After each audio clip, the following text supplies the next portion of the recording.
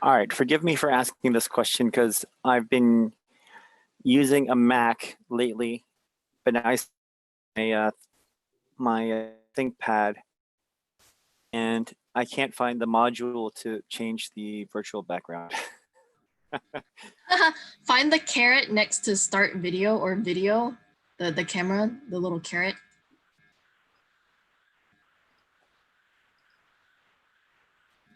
Is there one?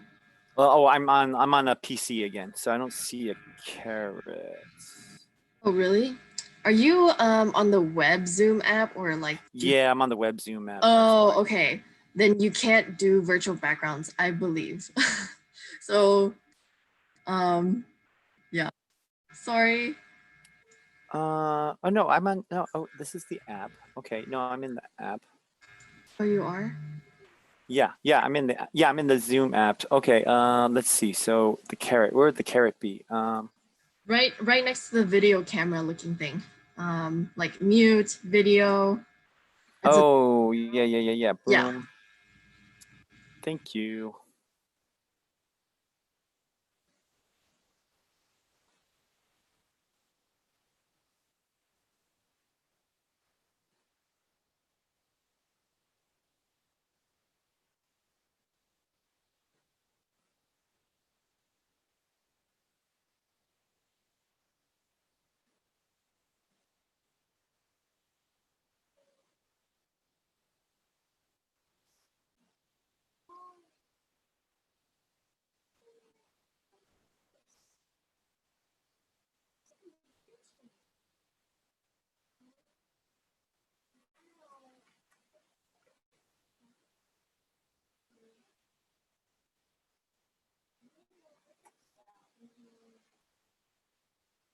Oh no, I'm blending into my background.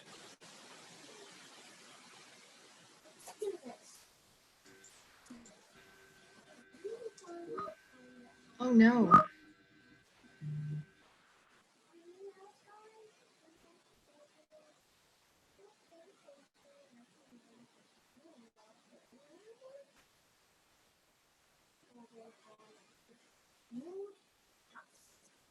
That's okay. Oh, I see why. Hold on.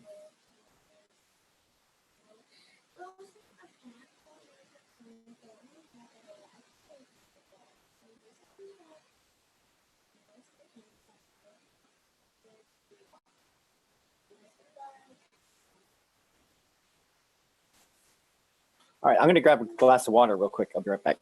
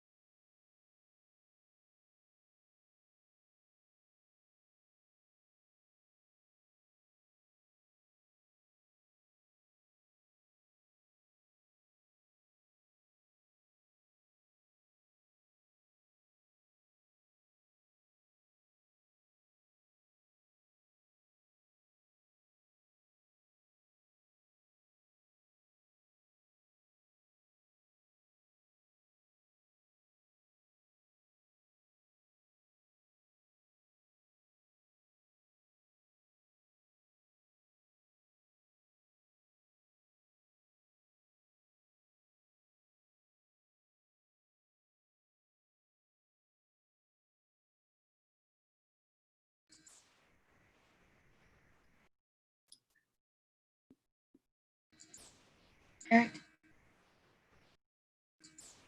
we're live.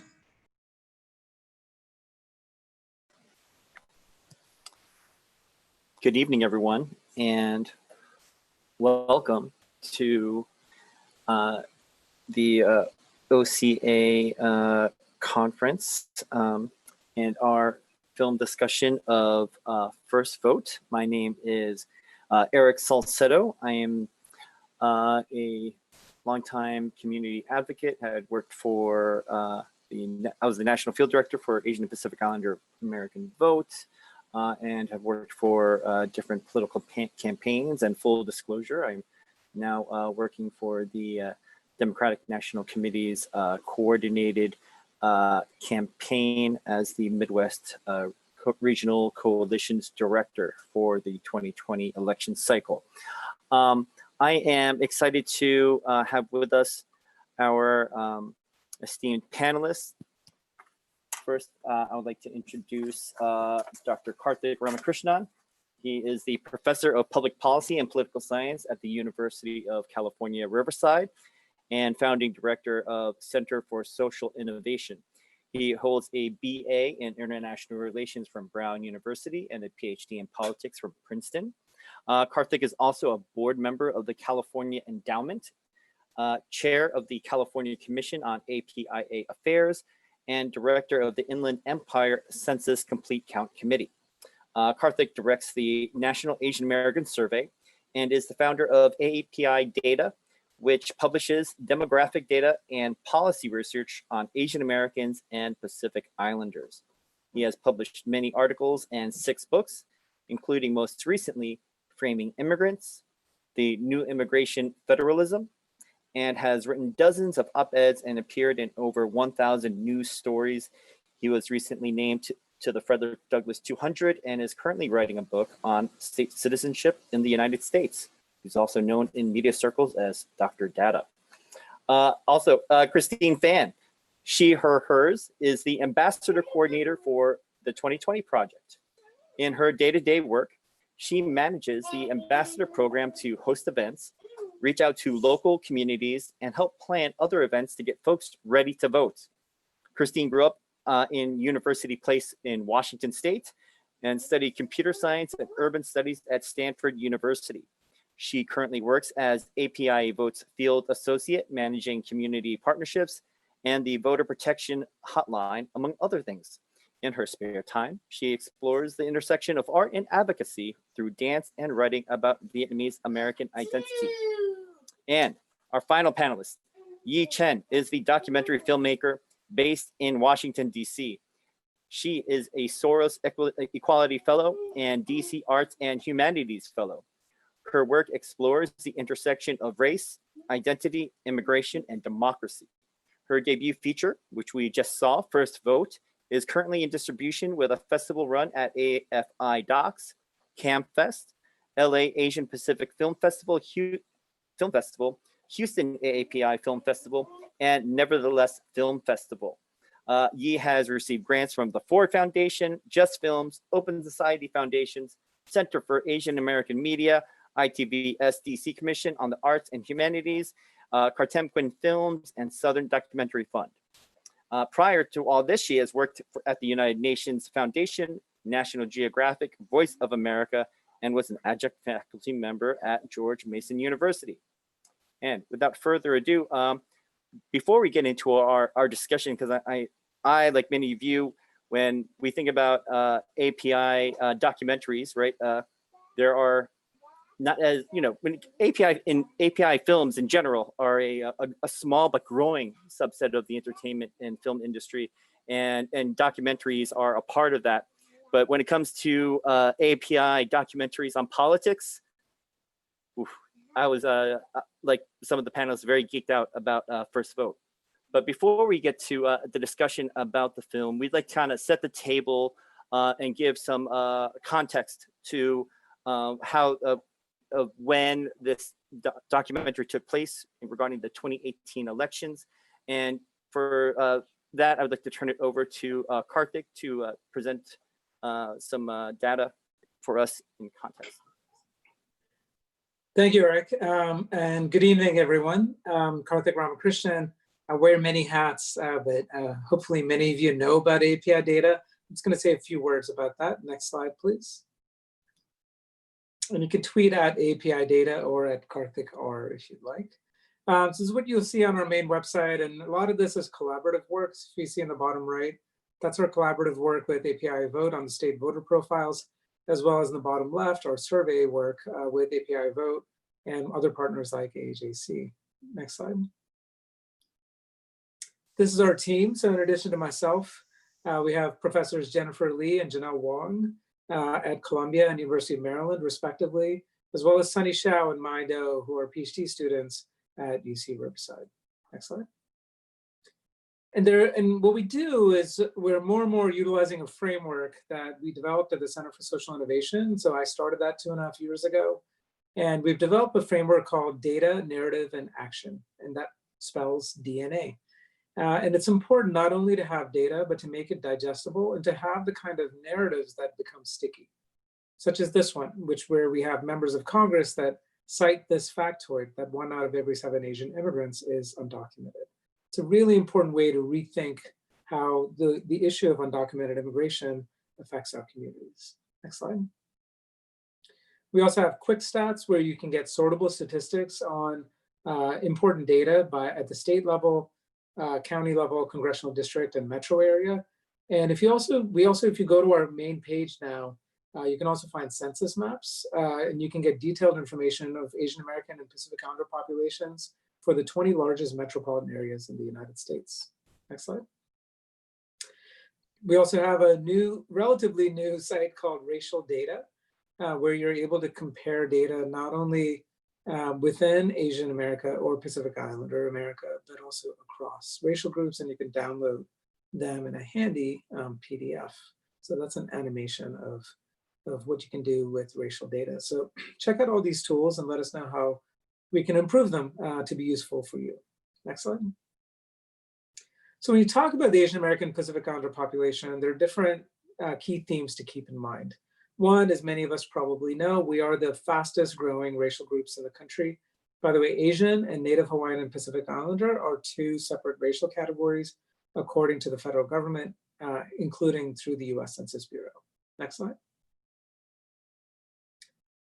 Asian Americans are also a growing share of the foreign born, and by about 2050, there will be more Asian immigrants in the United States than Latino immigrants. And when we say immigrants, this includes naturalized citizens who are American citizens and eligible to vote. Next slide. Asian Americans are also growing in terms of their overall wealth and are starting to approach the net worth of non-Hispanic whites. Next slide. Now, all of those statistics, and especially the wealth statistic, might make one think that, oh, Asian Americans are relatively well off, but there's tremendous diversity within the population. And this is why data disaggregation is so essential. If you look at something like educational attainment, while you might have Taiwanese Americans and Indian Americans near the top in terms of bachelor's degrees, you also have several Southeast Asian refugee populations that are struggling to get by. Next slide. There's also important diversity within the Pacific Islander community. And you see variations in educational attainment, say between Native Hawaiians and Tongan Americans. Next slide. And this happens on several measures. If you look at limited English proficiency, some of the groups that may have relatively higher income, like Chinese Americans, actually also have relatively high levels of limited English proficiency. So you might have someone who's Chinese American, who's an immigrant, who is highly educated and relatively high incomes, but has difficulties in terms of English proficiency. Next slide. So we're talking about voting today. And there are a few key things to keep in mind. 2016 saw a record increase in the Asian American electorate. So the average presidential cycle increase in Asian American voters, if you look at the bottom there, is 620,000 new Asian American voters have entered the electorate on average between 2000 and 2012. But between 2012 and 2016, you saw a near doubling over that average. So 2016 was a very big year in terms of Asian American turnout. Next slide. And you saw a similar thing in 2018. Major increases in turnout for Asian Americans, and it was particularly true in certain states. But if you look at that blog post, you'll see for major ethnic groups too, you saw major increases in turnout between 2014 and 2018. 2018 was also a big year for Asian American youth turnout in terms of major increases over 2014. Next slide. So by the way, one thing I should note is that looking ahead, we would expect to see record turnout in 2020 as well. Especially, I mean, Trump is a very polarizing figure. He engenders a lot of passion both for and against. And our research consistently shows that about 2 to 1 Asian Americans tend to favor Democrats over Republicans. And that's been a major shift since 1992. And one of the things we'll talk about today is whether the Chinese Americans for Trump phenomenon is actually something that is going to make a difference at the ballot box. I would also flag to you that there are a lot of Chinese Americans for Andrew Yang this year. And he generated a lot of enthusiasm and support among those who normally do not engage in politics. It's important to note that Asian Americans are an important part of the immigrant vote. So if anyone talks about immigrant voters, so these are naturalized citizens, in California, you actually have about the same number of Asian Americans who are registered voters that are naturalized citizens as Latinos. And nationwide, the numbers are not that far off, 28% versus 34%. Next slide. Finally, you know, with all of this diversity that we talk about, is there such a thing as an AAPI agenda? And our research, as well as others over the years, shows 3 broad themes. One is there is an agenda for inclusion. Broadly speaking, support for immigrant rights, support for language access. Now, this doesn't come through in our survey data, but there's a lot of activism to ensure greater representation in entertainment as well as corporate leadership. Next slide. Another major theme is protection. So a lot of people might not know that Asian Americans and APIs in general are very strong supporters of gun control, much higher than the US average. They're also more likely to support environmental protection than the US average. And they also are more likely to support universal health care and the social safety net in general than non-Hispanic whites. So this is important to note that we are not just concerned about something like immigration. We are gun control voters. We are environmental voters. We are also voters that care a lot about healthcare. Healthcare was the #2 issue in 2018, and it's very likely to be a top issue again this year. Next slide. And then finally, opportunity is a theme that emerges. Education, economic mobility, and financial security. There's a lot of different survey data that shows concern and prioritization on these issues. Next slide. Now, when it comes to education, I'm going to talk about affirmative action in a second, but the kind of key themes are education access, making sure that people have access to good colleges and universities, affordability, a lot of concern even before the current recession in terms of the affordability of higher education, and also the quality of public schools. This has been a major and significant concern. Next slide. But of course, affirmative action generates a lot of news headlines and interest, and it's easy to see why. This is very clickbaity material for news coverage. Next slide. Right, and you have visuals like this. This was related to the Harvard lawsuit and a fair amount of activism among mostly Chinese American and Chinese immigrant activists against affirmative action. Next slide. I should note, by the way, even though that sign says no Asian quotas, quotas are illegal in the United States. So affirmative action is not the imposition of quotas. It's also important to keep in mind there's so much attention to Harvard and Berkeley and UCLA. If you look in California in terms of APIs and higher education, the vast majority of them are in community college. They are not in the University of California system. Next slide. And if you look at admission in the University of California system, someone needs to be muted. Okay. If you look at admissions to the University of California system, what's interesting is that even after the end of affirmative action, the proportion of Asian Americans admitted to the University of California has actually been stable. There has been a decrease in recent years in terms of Asian Americans from the state of California, but that's because of an increase in Asians outside of California and international admissions. So this is something that we need to keep in mind, that if there are admissions pressures for Asian Americans, it's often happening because of Asian Americans outside of the state of California, as well as international admissions, including a lot of admissions from Asian countries. Next slide. Asian Americans overall are supportive of affirmative action, although that has declined in recent years. It's still well above a majority. Next slide. That said, we do see significant declines in support among Chinese Americans based on the way that the question is worded, but stable for other Asian American groups. And a lot of that has to do with, because of the activism of Chinese immigrants in spaces like WeChat and other spaces, effectively mobilizing and starting to shift opinion on affirmative action. That said, next slide. In 2018, when we asked a different version of that question, you do see below 50% support for Chinese Americans and Vietnamese Americans, but you have more saying that it's a good thing than a bad thing. It's a slightly different wording from the way we've asked that question before, and it replicates what Pew and other surveys have done.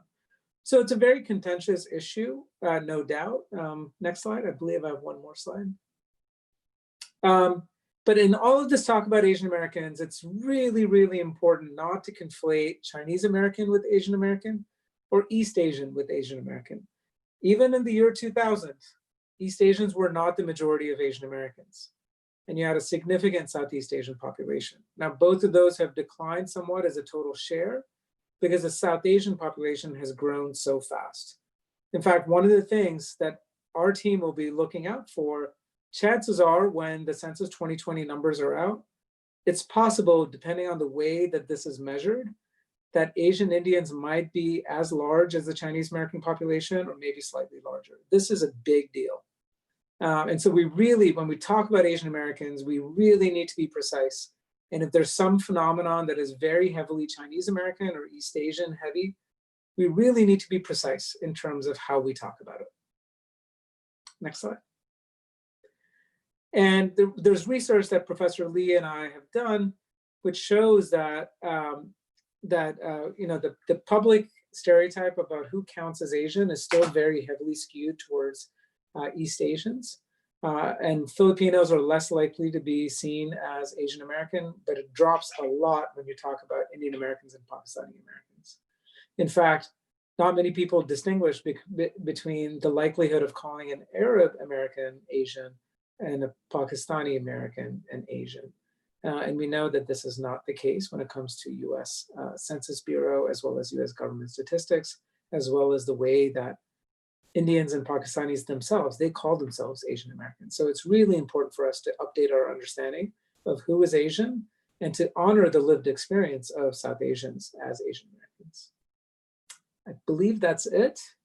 Thank you everyone for your time and look forward to the Q&A. Great, thank you, Karthik. I've plenty of questions when we get to the discussion part, as I'm sure many of our attendees as well. Chris, before I get to you, I forgot to give my PSA at the beginning that I hope everyone is safe. The reason why that the OCA Summit Resilient Communities is taking place virtually is because we are living in the time. So I hope everyone is taking the necessary precautions to keep themselves and their families and loved ones okay. But also, this is 2020. It's an election year. We are precisely 96 days away from November 3rd. So we want to make sure, and these are some questions we'll be asking our panelists. You want to make sure that you're registered to vote. So you can go to API Vote's website. You can go to your state Secretary of State website and make sure you're registered to vote, because you may not know that if you've moved recently, you need to re-register to vote. Or if you changed your name, you will need to re-register to vote. And this is even most important in a year of a pandemic, because many states are going to an absentee ballot / vote by mail system. And if your information is not up to date, you will not receive you could possibly not receive your ballot. So go. We only have 96 days, and some states their early voting starts in approximately 50 days. So the clock is ticking, and the urgency is now. And with that, I would like to introduce our next panel. Toss it to my not really a colleague, but we've worked together already a couple of times, Chris Fan. Okay. Thank you so much, Eric. And Karthik, I wanted to say it was really great that you introduced a lot of the data, because a lot of what I wanted to share is kind of how we actually have used API data to kind of spotlight different stories within our umbrella to communicate with our community. So that's really great that you've already shared it, but you might see some repeat slides in my work. So I'm gonna go screen share and let me know if y'all can see what's happening over here. Okay, awesome. So the 2020 project is an organization that, as is central around this panel topic, is focused on getting AAPIs pledged, registered, and ready to vote overall, right? Like Eric said, 96 days down. And hang on, let me make sure my video is on. And we are really much ready to go. I think something that I wanted to focus on was some of the specific communities that we do outreach to and our different strategies. So I'm gonna dive right into that. Let's see. So I think something that we want to talk about is we have a lot of new first-time voters. That in 2016 we had a lot, in 2020 we also have a lot. And so one of our events that I think our team is very much proud of is using the strategy of knowing that Asian Americans love music festivals to host a virtual music festival with some of our most prominent musicians. And so if you recognize any of these names, we had a lot of people come out to this event. We had, like 15,000 unique viewers and over 400 combined pledges and registrations, which was really exciting. But I think that goes to show that we in 2020, we are trying to adapt to not just maybe typical door knocking, but being what specifically speaks to our community. And sometimes it's events like these. We also have hosted webinars before, so kind of bringing in AAPI influencers that can speak pretty confidently on this topic, and also people who have worked on political campaigns, nonprofits that have also focused on getting out the vote. So having that combination of perspectives really helps bring in especially young voters. I know we're talking a lot about first-time voters, and a large part of that is first-time AAPI voters from, I guess, the 18 to 24 demographic. We've also used our social media campaigns in pretty unique ways. So if you see on the left, we had a pretty popular slide deck that was presidential candidates as avatar characters. And it was kind of our way of sneaking in a little bit of political education while getting information out there. And so people would click on this and be like, what do you mean about this candidate? How could you say that? And then they would have to dive in and do their own research and then write a whole rebuttal for us. And they're like, that's good, you learned something. So it worked out for us. And then we also, if you're familiar with Arena SF or LA, we kind of reached out to our youth demographic again to make a sign that was reminiscent of that. So a lot of different unique strategies. I feel like sometimes you think about getting out the vote in terms of conventional ways, but as we've seen from the documentary where you was highlighting people organizing on WeChat, we've also been trying to adapt to what speaks to us specific demographics and where they're at as well. So again, it's not always just door knocking. We're really working on being inventive here. So this is where I know Karthik has already highlighted this data. And one thing I think I wanted to emphasize is the whole point of getting out the vote and outreaching to these communities is that I think traditionally folks have had a lot of sentiments about not feeling like they've been reached out to. And so again, Karthik has already said this, but we have often used disaggregated data to make sure that our communities feel heard and seen and understand what needs there are. I know that we work with some of our events are very heavily Vietnamese American centric. And so I remember a lot of our younger folks were really surprised to see this information. And so we've been working in data, we've been working in stories, different, obviously different types of events to make sure that folks feel like we want you to get out the vote, but more importantly, we are telling you, helping you know your story and meeting you where you're at. And again, I think I wanted to emphasize all of this in terms of what makes our communities unique. It's a really important part in getting out the vote. I think the AAPI this umbrella is really, really diverse, and we're trying to understand like what makes our communities unique. How do we outreach to them? And it's sometimes not about just different ethnicities. Sometimes we're really savvy here at 2020 Project, and we're very much about targeting subcultures, whether that's EDM, the dance community, our avatar fan base, what might have you, and reducing barriers overall. So I'm going to lean a little bit more into that work. And I think you can tell the overall theme right now is like, how are we adapting to 2020, going digital, talking to folk? So I don't know if y'all have seen this before. This is not a Netflix sponsored event, but if you're familiar with this, or if you're not familiar, this is To All the Boys I've Loved Before. And it really blew up, I think, in the summer of 2018, and it's still really popular now because we had some like, like inside references to Asian American culture. The lead actress was Asian American. And we have been using these as jumping off points for talking about broader AAPI experiences. So one of the things we do is we have an ambassador program, which essentially is kind of individuals getting the resources to talk about political engagement within their own communities. So they have individual conversations, and we help them guide through those tools. If they're like, how do I talk to my parents, my student organization, things like that.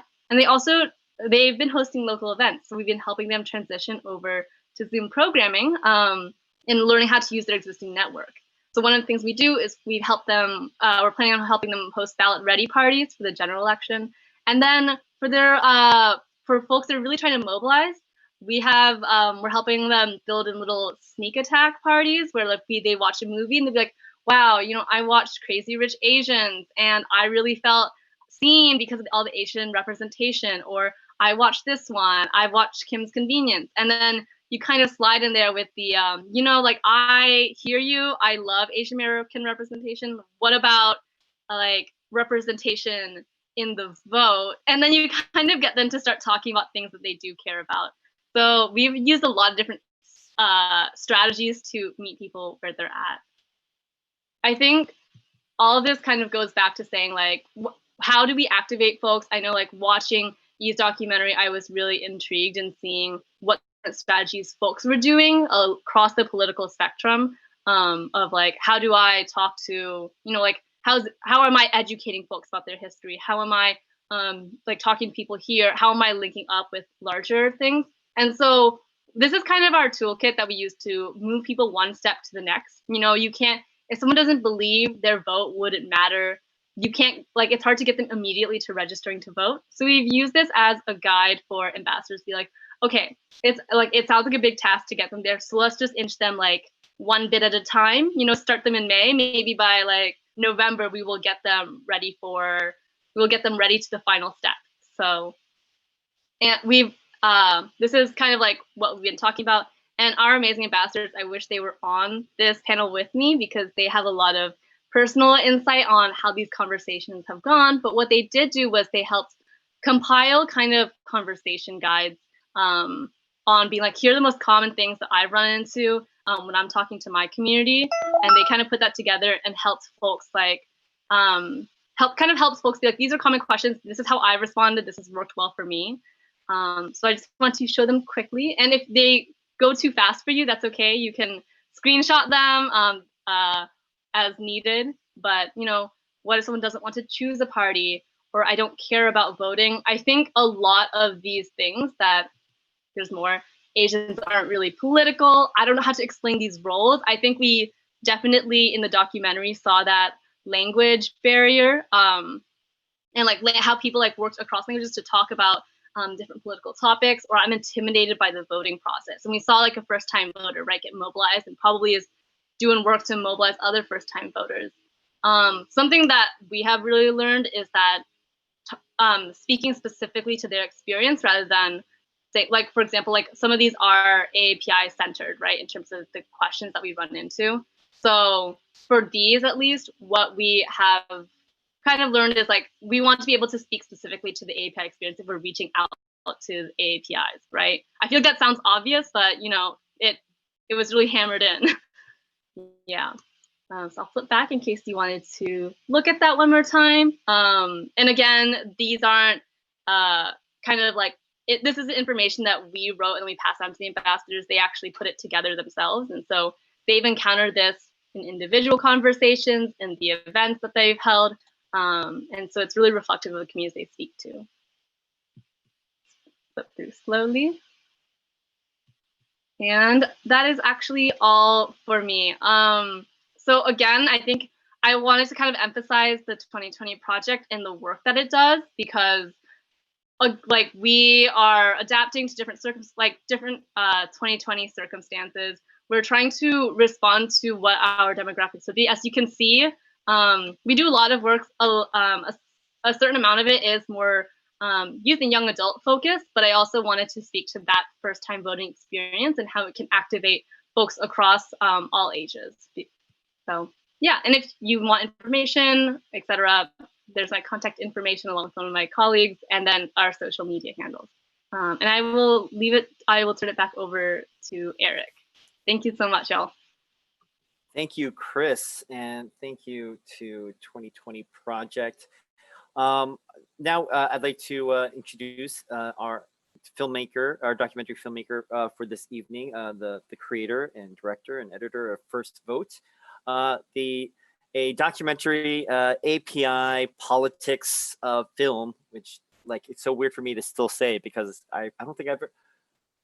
Yeah, if someone wants to throw it in the chat, I don't think there's ever been an API like political science documentary, and I love watching it. It follows 4 APIs, specifically Chinese Americans, Lance Chen in Ohio, and then in North Carolina, Kaiser Kuo, Sue Gouge, and Jennifer Ho, as they do their activism, their political activism in the 2018 cycle.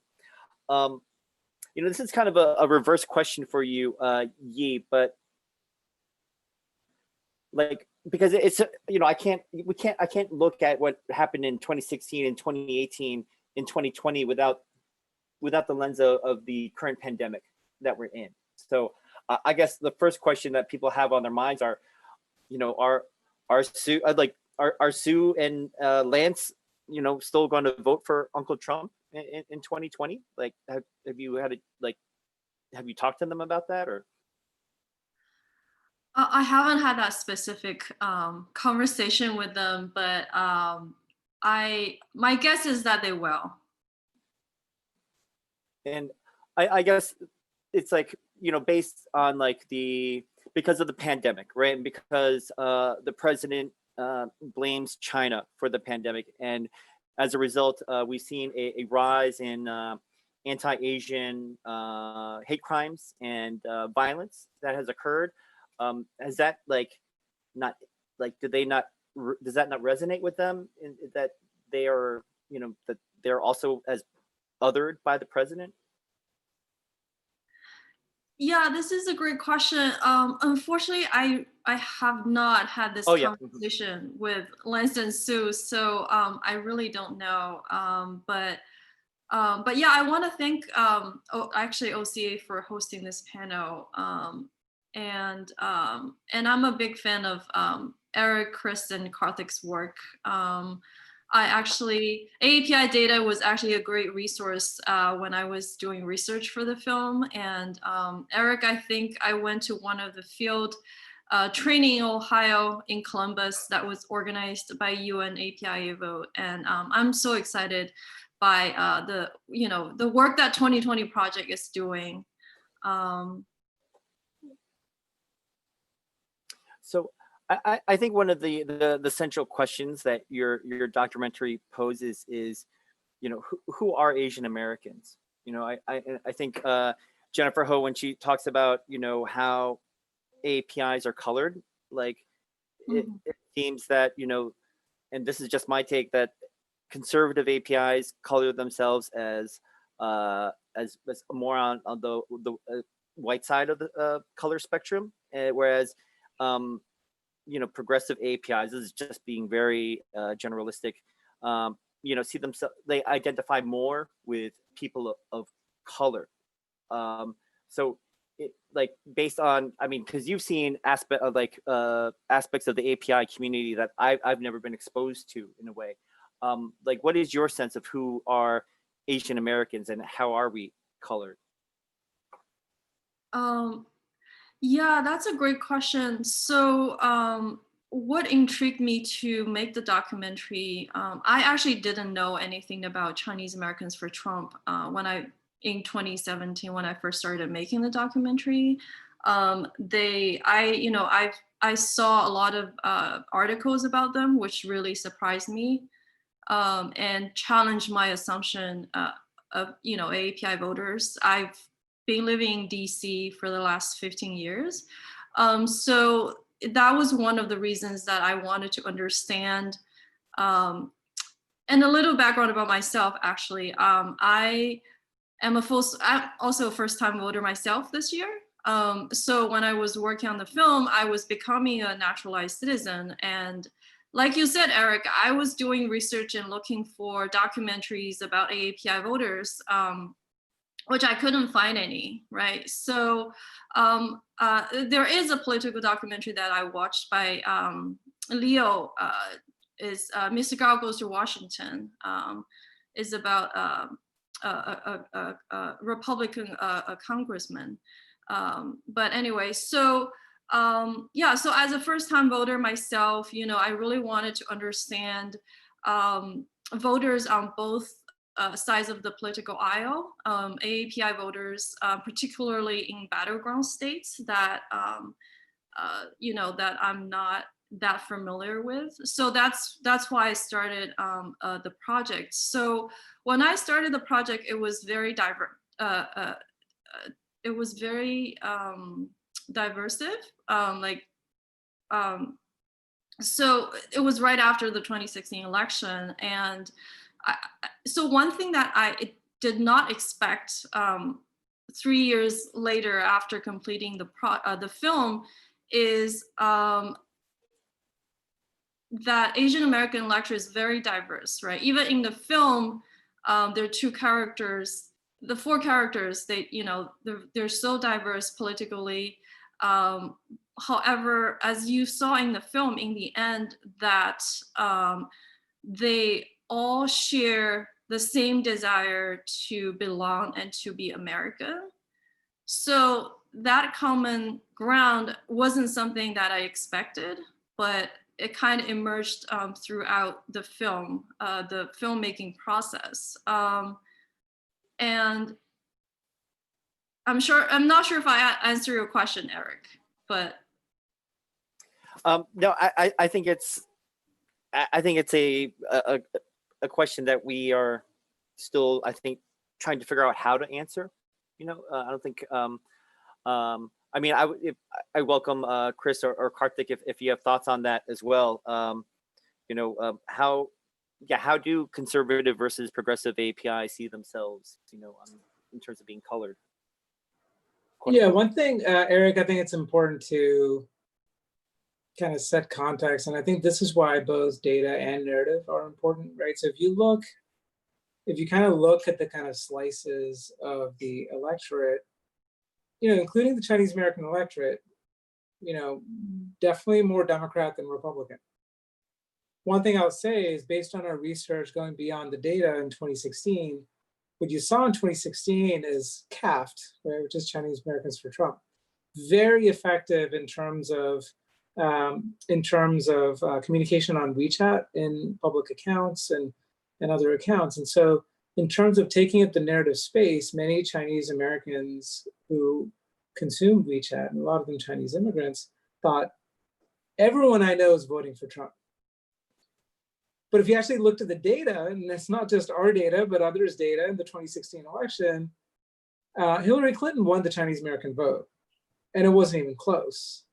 So I think it's just important for us to have that sense of proportionality. And so I think a film like this is really important because then you're able to understand the mindset of people who are like that. But it's also important to take a step back, right? And then in terms of whether, how this relates to race, I'm a bit uncomfortable saying, that somehow that it kind of, one easy way to think about it is person of color, minority equals Democrat, and therefore by saying that you ally with people of color, that's what gets you to the Democratic Party versus the Republican Party. One thing that's actually, I think, pretty remarkable about partisanship in the United States is that actually there's so much socioeconomic diversity, like I showed and Chris showed in the data. A lot of diversity in religion, culture, however you want to measure it. It's remarkable how much unity you have on politics. And part of that is because of political parties. You only have 2 political parties here. And what they end up doing is start consolidating how people feel over time. So people's policy agendas start getting influenced by their political parties.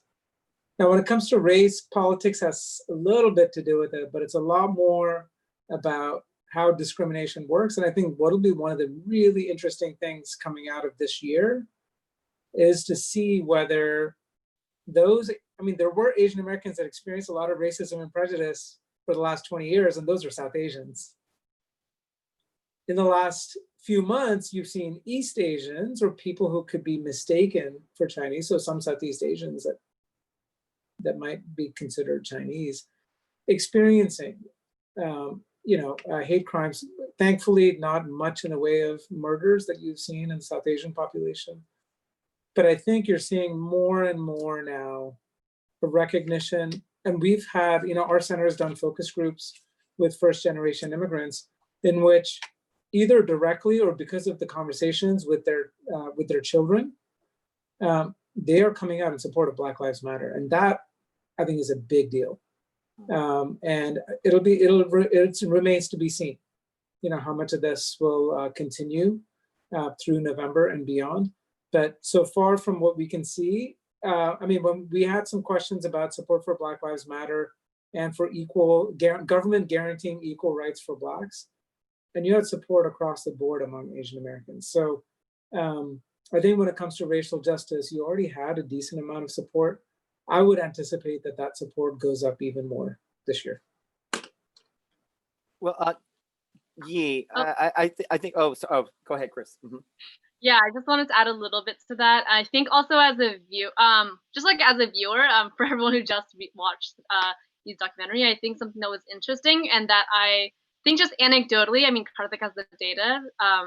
I think it's not so much about it is a little bit about the idea of white adjacency versus not identifying as white adjacent in the AAPI umbrella. But I think something that was interesting that I've picked up on is who believes in the American dream immigrant narrative and the model minority immigrant narrative. I thought those have been interesting divides in the particularly Asian American experience that I've seen correlate a little bit more to that partisanship in particular. And Karthik's absolutely right. There isn't that much variation in political just because of our 2-party system.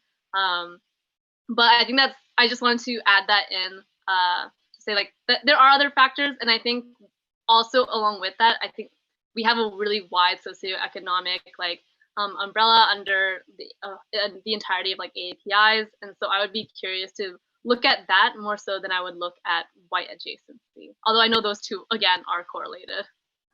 Well, I would like to kick it back to Yi and explore some of the intersections that we saw in the film, where we had Su Guj, Chinese American, first generation, speaking at I guess what we would call a conservative rally, and how did these conservative, how did the folks attending the conservative rally accept a conservative AAPI person, because they would not know that she was conservative until she started to speak or she was introduced. So I don't know if you can explain more about what happened in that moment? Give us some, background, like, because it appeared to me one of them was giving her the finger. I could be mistaken.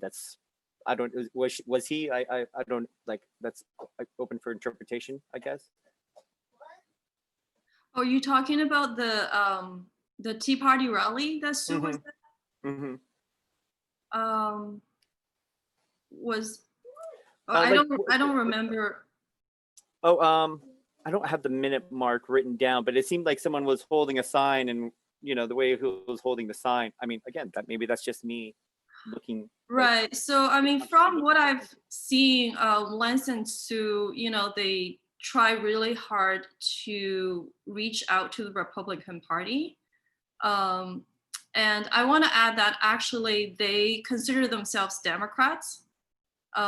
They were Democrats before 2016, 2015, 2016. So 2015, they became Republican because specifically because of Trump. So you heard Lance say that he became a citizen because he wanted to vote for Trump. And Sue Googe was also a first-time voter in 2016, and she was also a first-time candidate. So from what I've seen and what I heard from them, they worked really hard to reach out to the local GOP party. And they really see themselves as part of the Republican Party. And Lance, he is the co-founder of a political action, AAPI, the Asian American Republican Coalition. So this group has done a lot. Like they've done fundraising. They've donated to candidates. And Sue ran for Congress, and Lance has a podcast that, he's actively recruiting immigrant Chinese voters to vote Republican. So they're very active and very passionate. And it's hard for me to, I've interviewed Montgomery County GOP staff person. Of course, they all say that, they welcome Lance and Sue, and you've seen and you saw in the film at the North Carolina GOP convention, I interviewed several people there, and they commented on Sue.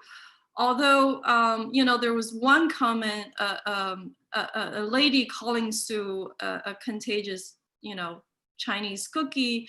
So I mean, for me, the way I perceive it is, unfortunately, this perpetual foreigner and model minority myth.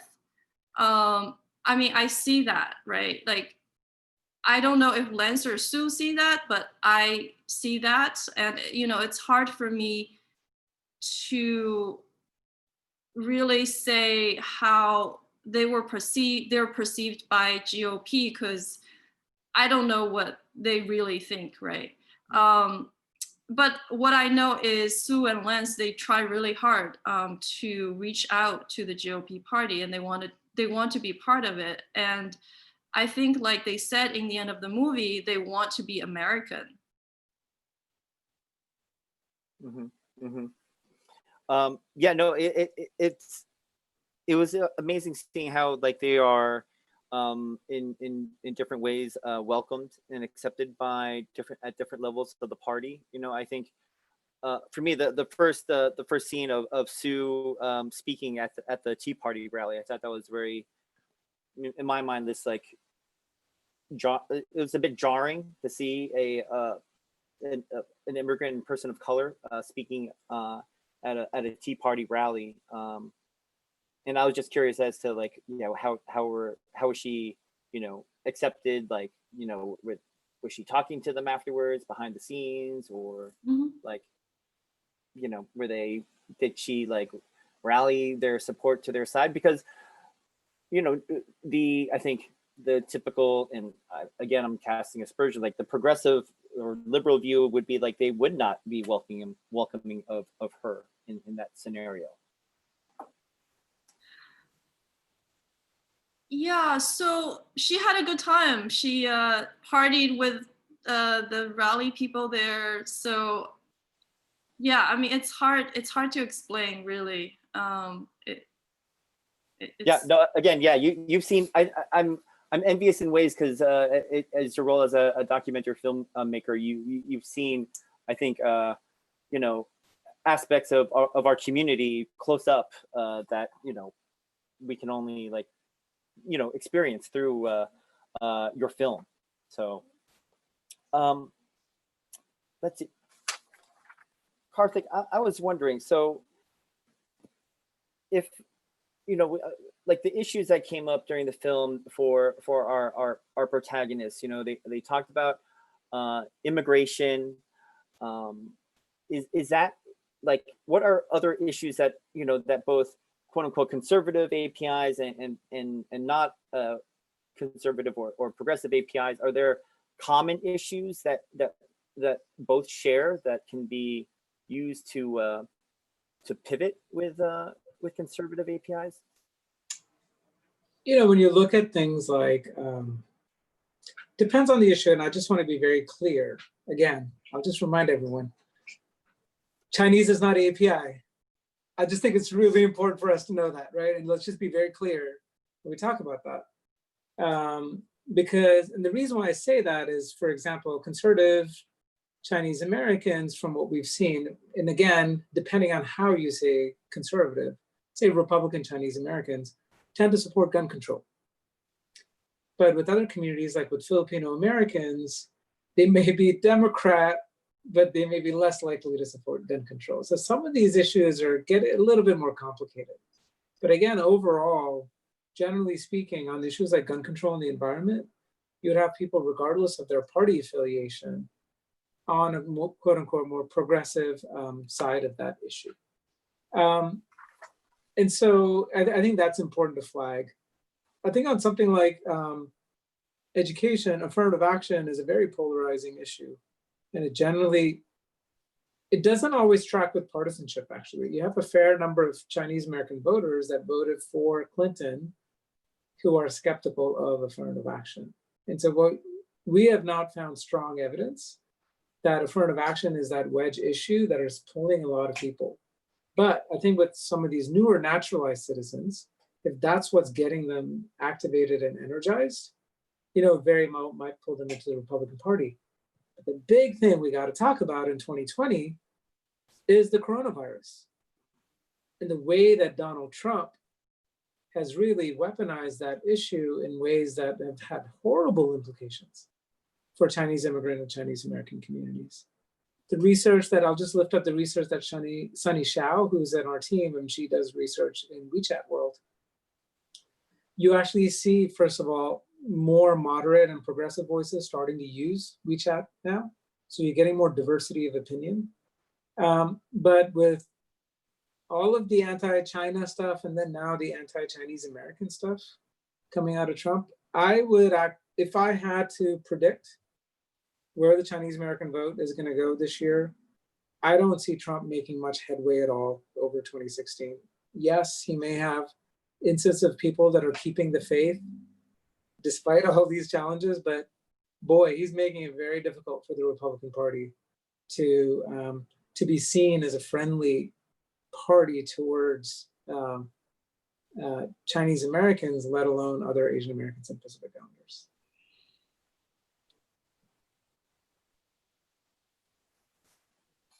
Yeah, I think at one point towards the end of the movie, I think it's Jennifer who mentions, you know, the she talks about values and that how we're not, you know, we've lost that capability of being able to value our, you know, our differences or to respect our differences and value a dialogue about them. And then you juxtapose that to like some of the, you know, the rhetoric that the protesters are doing at the GOP county convention, right? And they're shouting back, you know, like, you know, save babies, and they're saying, you know, save our country. like,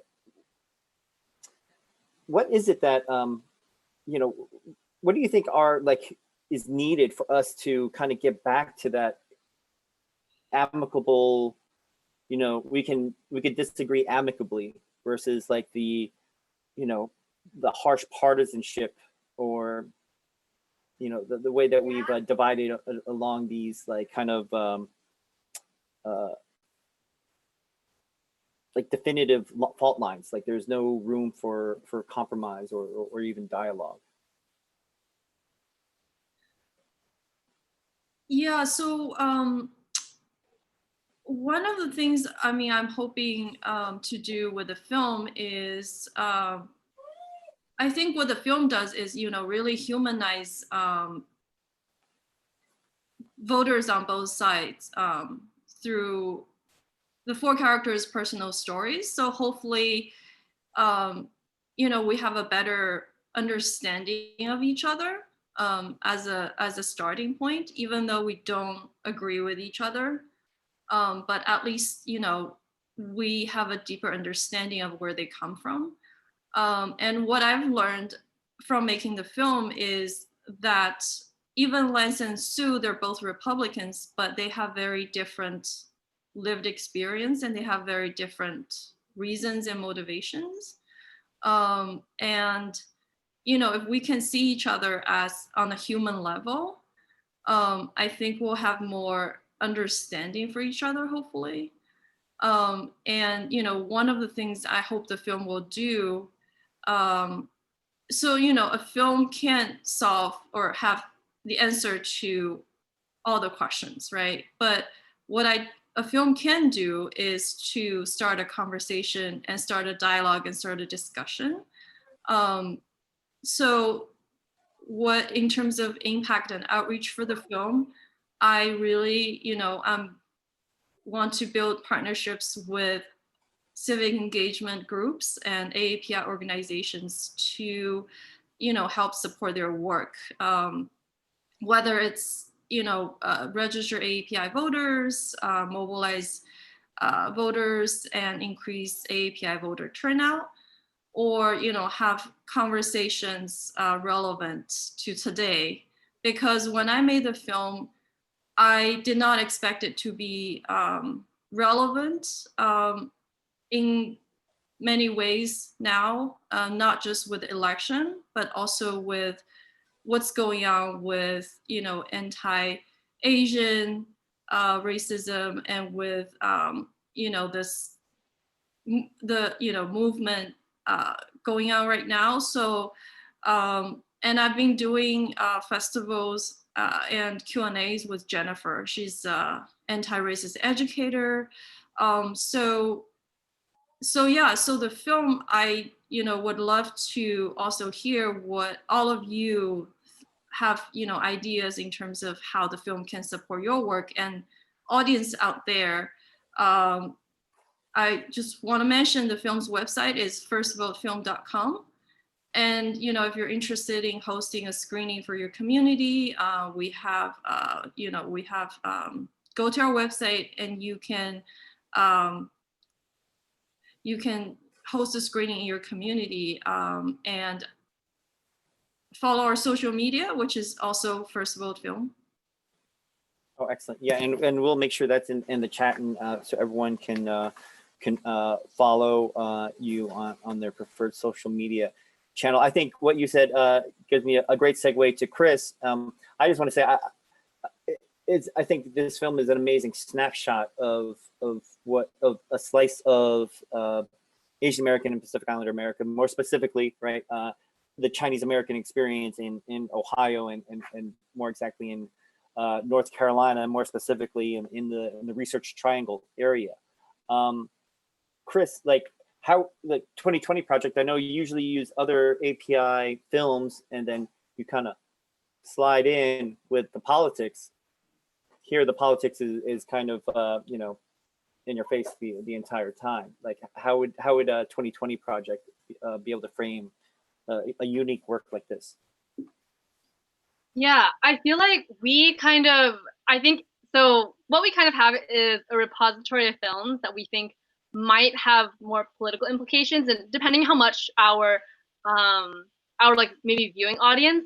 So typically our viewing party might be like a group of, let's say, a student organization, something maybe we could do something as large as campus wide or something as small as like maybe like 15 friends, right? And so we kind of have a good gauge on where their politicization process is, where the understanding of intersectionality and AAPI identity currently stands. And so we kind of have a kind of like a sliding list of films. So like we said, for example, Crazy Rich Asians, it's really accessible, right? And kind of like is that starting point of just someone talking about representation.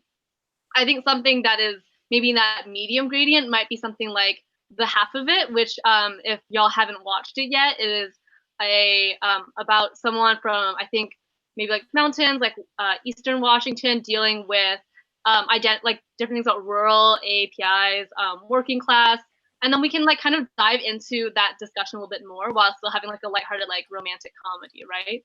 So I think this would kind of, if we were going to screen this, I think that would be a main factor, is like we would want an audience that is at that next step. So if you remember that slide where I was like, we're at pre-contemplation, like to contemplation, preparation, to action and maintenance. I think this film would probably fit somewhere in that last few stages where someone knows it's important to vote. Now I want to stay more politically activated and stay more educated. And that's the audience we would kind of rope in, where we would be like, oh, okay, so, you know, this is set in Ohio, but we're out here, maybe like your audience is out here in California. Like, what stories are they missing out here? And so that's when people could really jump in. I don't think someone at that beginning stage would maybe jump in and have this conversation. Option two. So that's kind of how we would probably incorporate it in. I know that I definitely was like writing down notes and being like, oh my gosh, like I want to discuss this with someone right away, and here are the things that I want to ask them about.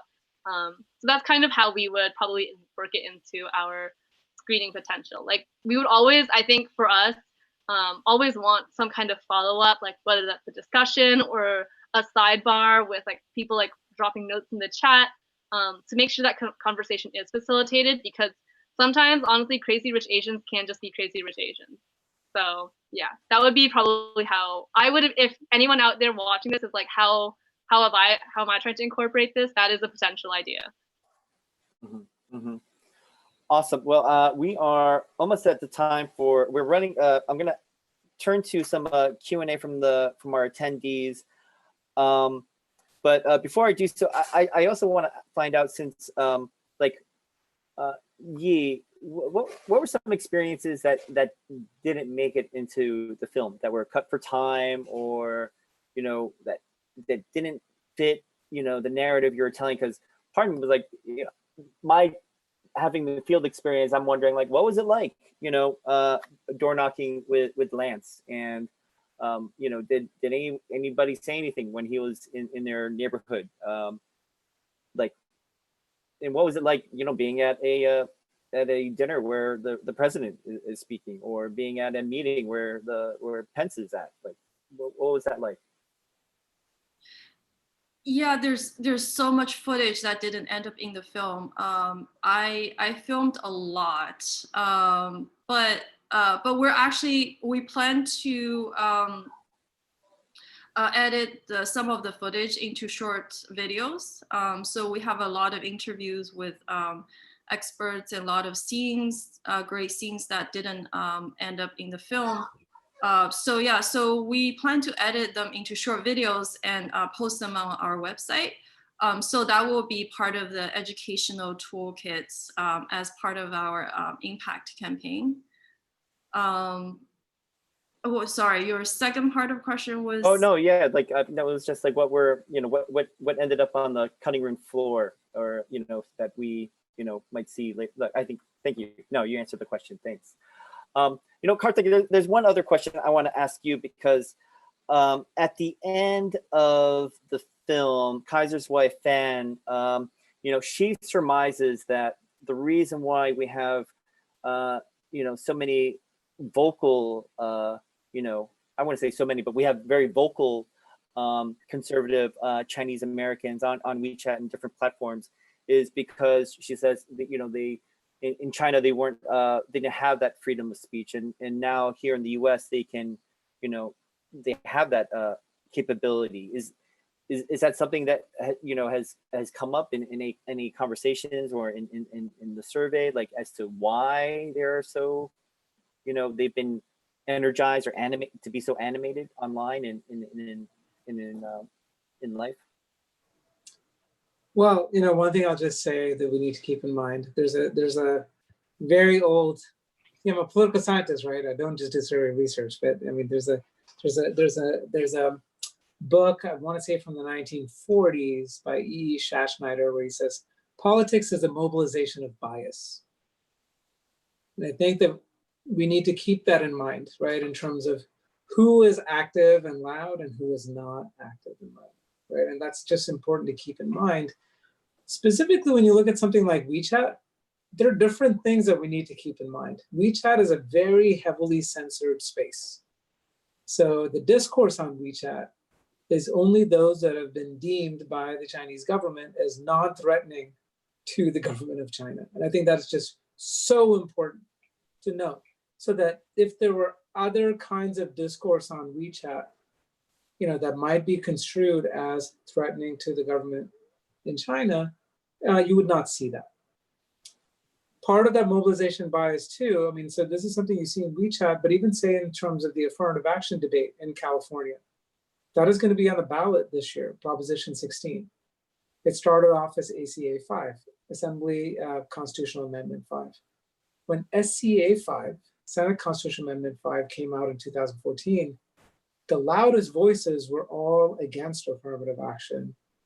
And a lot of the pro-affirmative action voices were actually silent.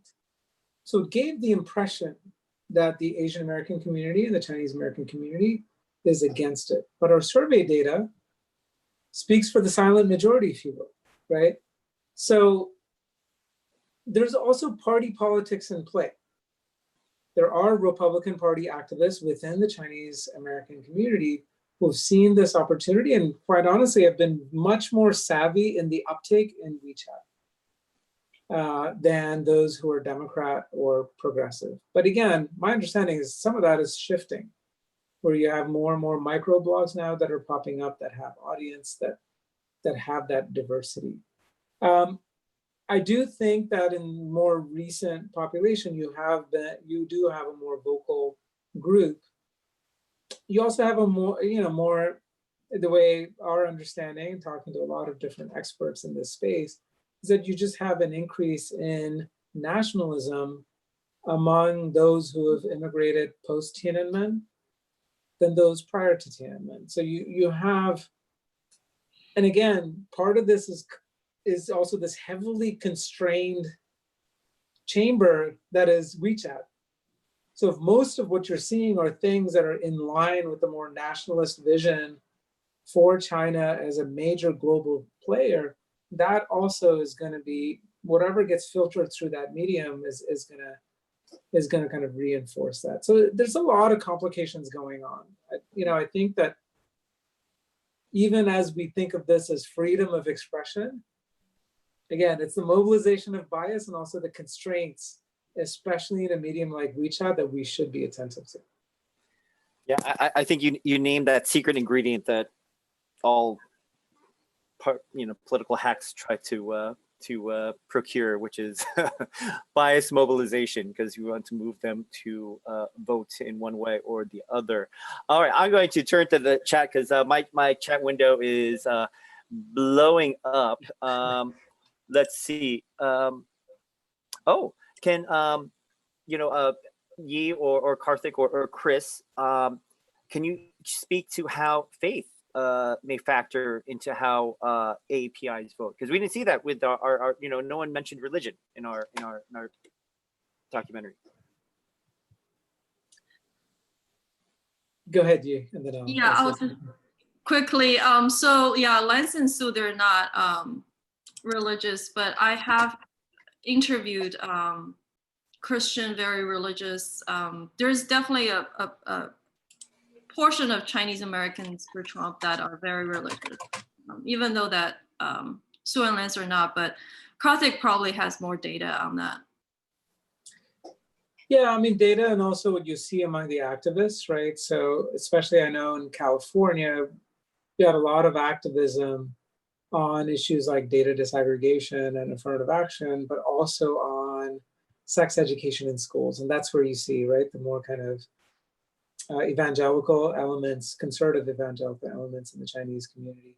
I think it's important to note that Asian Americans are, have a lot of religious diversity. What we've seen in the polling data is among Catholics, right, especially in the Filipino and Vietnamese population, that's where you see conservatism on things like reproductive rights, abortion, as well as LGBT rights.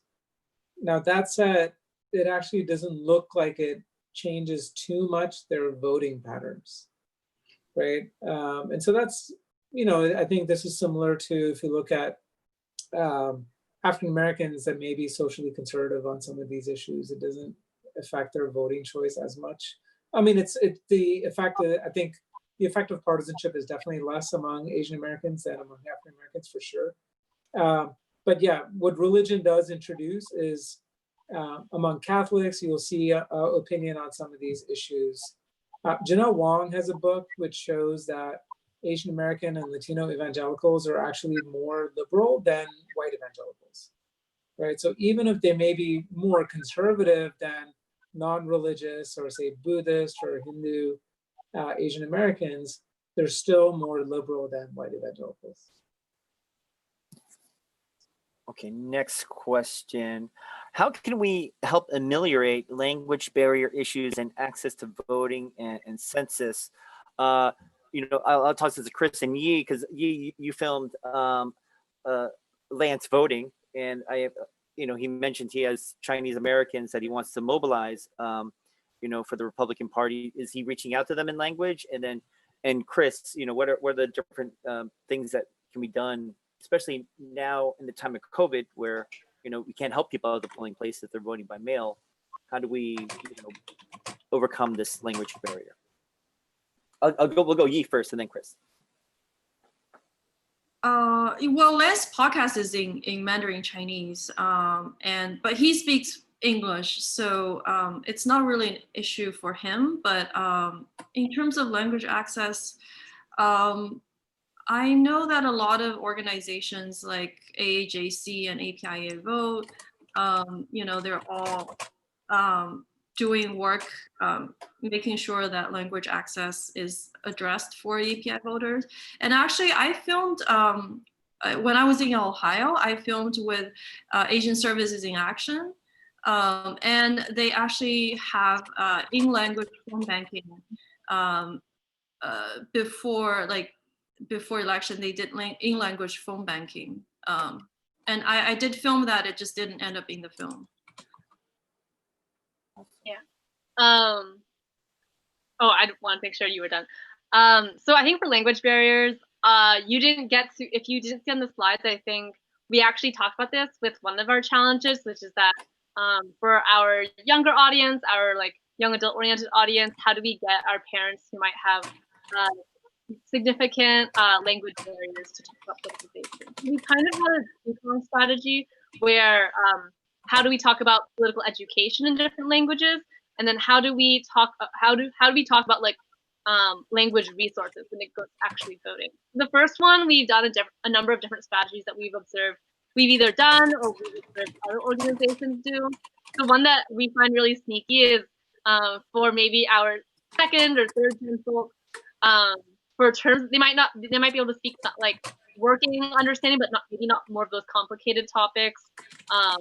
So they'll ask their parents hey, how do you talk about how do you say anti-blackness in Vietnamese, or how do you say LGBT? And the parent will be like, what are you this is how you say it, what are you referring to? And that's kind of our way of sliding in that conversation on a mutual ground, where it's the parent, the adult is helping talk more in language, and then maybe younger I would say English focused audience is kind of learning those terms as well, and they're still having that conversation on equal terms, and so it feels more like a mutual exchange. We've also seen infographics being circulated really heavily that we're trying to also continue, and I think something that's really successful for anyone who is watching that is doing this work is having infographics that are in both languages that you're trying to access, because we've seen this on flyers, we've seen this online, where if it's in like an AAPI language,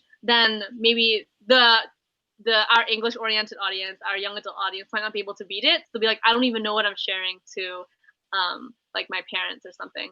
And then on the flip side, the terminology might be too complicated or like too like politicized for like someone who's is like English might be their second language, to kind of talk about like, oh, there's like technically these words are all translated right, they're used in a very jargony way. So those are the two things that we've learned in terms of political activation and education, is that you want to make sure that we kind of are able to have that mutual exchange to work. And then on the other side, I wanted to emphasize is when we talk about LEP audiences, I keep plugging AAPI data because it is really useful for the actual direct outreach work that we do.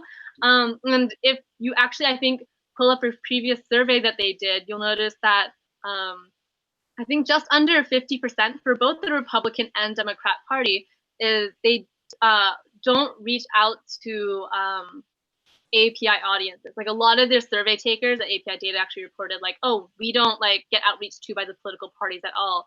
And I think that's something to keep in mind with when you talk about LEP, is that this doesn't seem to be a consideration. So we have to make sure we provide our own information about the Voting Rights Act and sections 203 and 208, which in certain counties provide translations, and you're allowed a translator when you go to the polls respectively. So like just sending that information out and being like, this is specifically talking to you, like in King County in Washington, you have Chinese and Vietnamese translated, just like yelling it at them politely, or saying like, hey, like API Vote and AAJC have a voter hotline that you can call and ask these questions to. Those are the kinds of things that like a lot of organizations, including us, are yelling out just to make sure that we have both the mobilization and the education areas down on lock. Yeah. And when you say yelling out, you mean digitally, not unmasked or anything like that. Yeah, right? definitely. I know, just kidding. All right. We're coming up on time, and there are some great questions I still want to get to. Here, we're talking about how are we going to, what's advice on getting out the vote in communities digitally? And I think, Karthik, this also leads to, like, you mentioned that we saw this huge spike increase in API voter registration in the last cycle.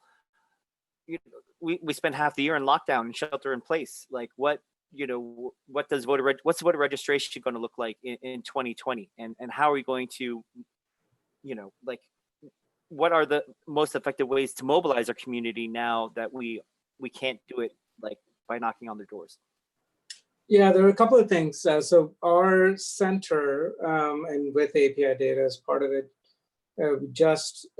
we just did a couple of community listening sessions, and a report's going to come out in California in terms of vote by mail, and we did focus groups with Asian American and Latino and youth populations as well. And it's important that people understand in the states that, first of all, we need to advocate for absentee voting as much as possible. This is something that's just a good governance issue. I would go even further. There's so many barriers that get erected in the United States at the state level, and it really hurts communities of color, including Asian Americans and Pacific Islanders. So things like automated voter registration that California and a few other states have is going to be really important. Why are we making it so difficult for people to register to vote? It just, unless somehow we're trying to keep them from voting, or missing the deadlines for registration. So we need to advocate for that. I think keep pushing for online voting registration possibilities. It's still not too late for states on an emergency basis to pass legislation to make it easier for them to register to vote. And then finally, to make vote by mail and so-called no excuse absentee voting as easy as possible. People should not have to choose between their health and their democracy. It's really an awful choice to have to make.